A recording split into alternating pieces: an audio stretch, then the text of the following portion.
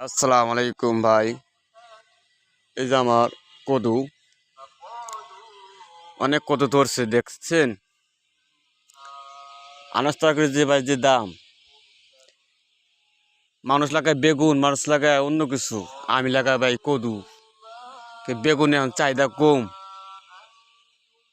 বেগুন এখন বেশি ইউজ করতেছে মহিলারা। কেন জানেন?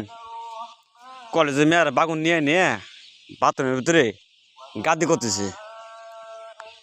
এই জন্য চিন্তা ভাবনা করছি, বাথরুমে বেগুন থবো না, মেয়েরা পাবিও না।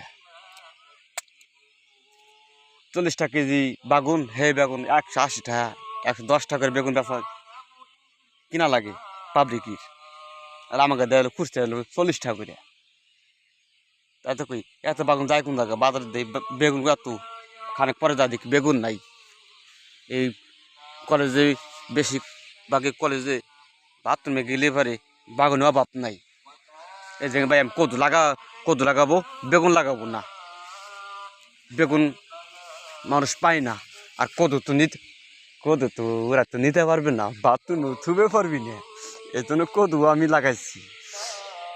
এ একটা কদু মানুষ সস্তায় কিনবে, সস্তায় পাবে। দেখছেন এত সুন্দর কদুগুলো, পরিবেশটা কি, আমার জায়গা কত সুন্দর জায়গা। এই কদু যে খাবে তার 1 সপ্তাহ তো মোটা হওয়া যাবি ভাই, এরকম মোটা হওয়া যাবেন। যার বউ চেকুন,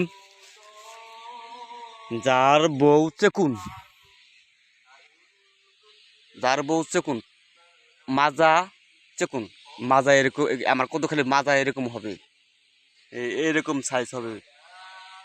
যার বউ মাজা চেকুন মোটা করবেন, আমার এই কদুটা খাবেন, এই কদুর মতন পাশা মোটা হবি।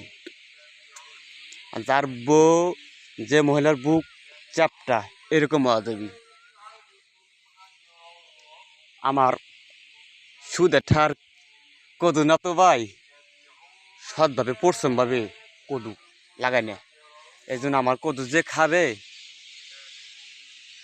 1 সপ্তাহে মোটা হওয়া যাবি। খবরদার কদুকেই কিন্তু মিস করবেন না, সবাই কদু কিনবেন। যার বউ চেকুন মোটা করবেন, এরকম কদু কিনবেন। আমার কদু যে খাবে তারাই মোটা হওয়া যাবে ভাই। আমি জানি আমার কদু দেখতেও ডক, মহিলাও ডক হয়ে যাবে আমার কদু।